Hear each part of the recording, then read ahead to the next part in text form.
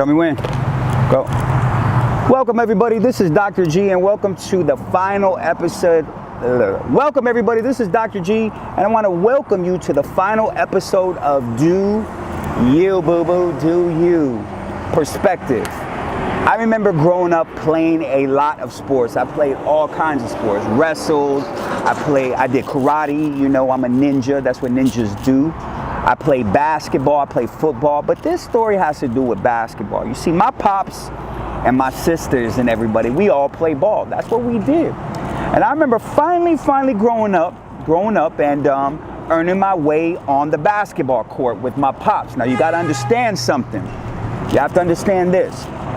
Being a little dude, I didn't get to play with the bigger guys that much. You had to work your handles out, you had to work your game out. You know, I got game now, I break ankles. Really has nothing to do with the story, just want you to know I got game. So what had happened was finally I worked my way up to playing with my pops. Now my pops is probably about 16, 17 years older than me, so he was kind of like an older brother to me. So I'm playing with him and his dudes. Now, I have been working my layup, my left-hand layup for a minute. I even was dunking. That really just means that I was, you know, just doing layup in Latino problem world, you know what I'm saying?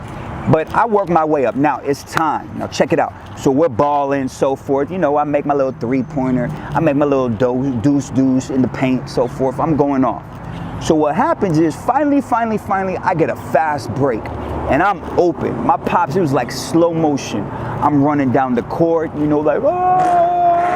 And my pops throws me the ball, and I'm like, yeah, here we go. And my pops is like, go ahead, Papa, this is what we do. So I'm like, all these things is running through my mind. I'm like, yo, I'm finna do Jordan on them. I'm finna do AI. They don't know me, son. I'm finna go in, AKA I'm finna do a layup.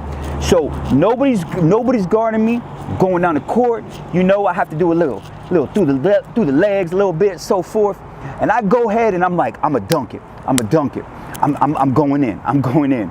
So I go up and it's like build up, like everybody's watching. They're like, Papa. So I'm like, yo, I'm like up there, you know what I'm saying? I bring it from back, you know, to kind of finger roll it right in and like dunk that thing. And I airballed. Now don't judge me, all right? I airballed, all right? I was all up in the, you know, I was in the moment. More specifically, I was thinking like, yo, I'm finna show everybody. I worked my way into this game. I'm finna just do this. I'm gonna show everybody I deserve to be here. And I missed, actually really badly. I airballed the layup. Yeah, so my pops, looking at pops, and he's just like, boy, praying for you, son. So after the game, my pops was like, yo, what was you thinking, dog? And I'm like, yo, Pops, I'm gonna be real with you. Like, the pressure was on me, and I'm just like, trying to do my thing. My pops is like, yo, for real, that's dope. And that's how you was looking at it right then. But I guarantee you, if you get the rock again, and you're in that same position, that same exact place, you're gonna think differently now, aren't you? And I'm like, yeah, probably. So what he was saying to me was, you probably will switch your perspective. And to be honest with you, looking back on them, man, I look at these different moments and yeah, I definitely switched my perspective. So perspective is something definitely we can all take to our faith. A lot of you who are watching this, real talk, you may have some type of perspective about your faith. It may be your grandparents' faith, it may be your parents' faith, but how do you look at your own faith? So we can take that same thing perspective and looking at it from different angles. And especially whenever it comes to Tekashi 6ix9ine. Yeah. So check this. There's two different perspectives that you can take and looking at him. Now, I'm not trying to glorify him. I'm not trying to make him into a saint or anything along those lines.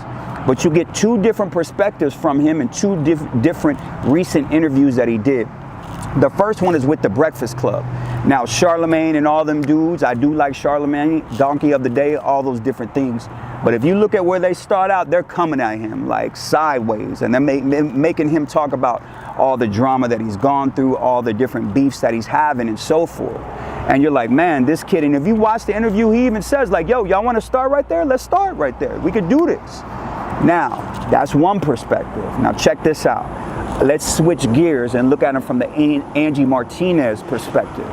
Angie Martinez recently did an interview with him.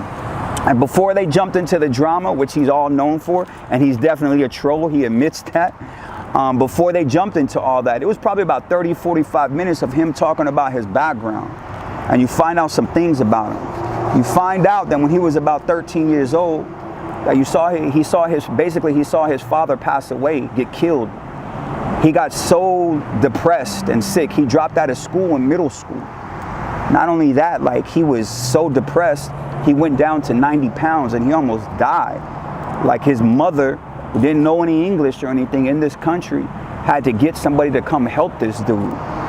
Kind of gives you a different perspective. I mean, you look at the dude, like, and again, I'm not saying that everything that he says and does is definitely not Christian by far. But it does give a different perspective on him once you start to dialogue with him. And dare I say, that's where a lot of us need to do. We need to dialogue with people before we start passing judgment on them. Before, it's really easy to look at people and say, yo, this is about them, this is what they're about. But truthfully, we don't know why they're doing what it is that they're doing. Let's take that same exact perspective, if you will, to John 4, the woman at the well. What happens is Jesus is walking around, and it's funny, I was thinking about this on the way up here. You have John, whose perspective is he's the beloved disciple. There's this dope picture where John, the beloved disciple, is resting his head on Jesus.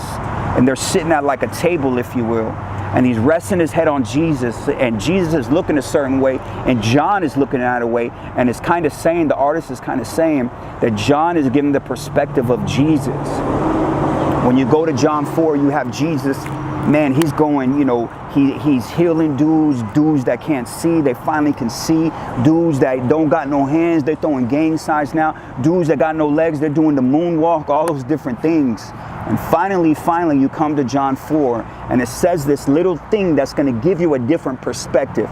He says he has to go through Samaria. So check this out. If you're looking at a map, you see Jesus is up here with Galilee of the Gentiles more specifically. And he has to go to Judea. And check this out. Usually what would happen is they would walk around. I don't know how many days or how many hours, but I know it was a minute. They would walk around because they didn't want to go through. Right in the middle of this was Samaria.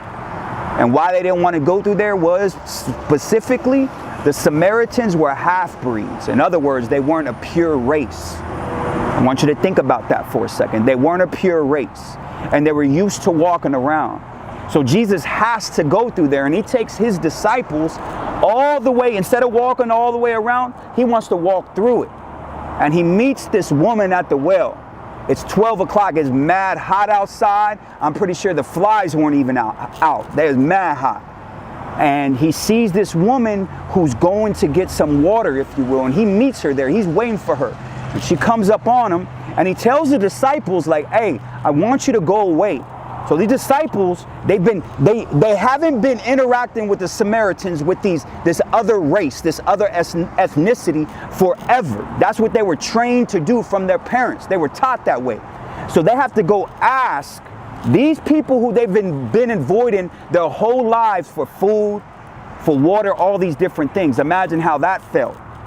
Yeah. So then go back to the story. So Jesus is there, and he sees this lady, and she comes, and through their conversation, he finds out through their dialogue, he finds out that he already knows, but he gets her to admit that she's had 6 husbands.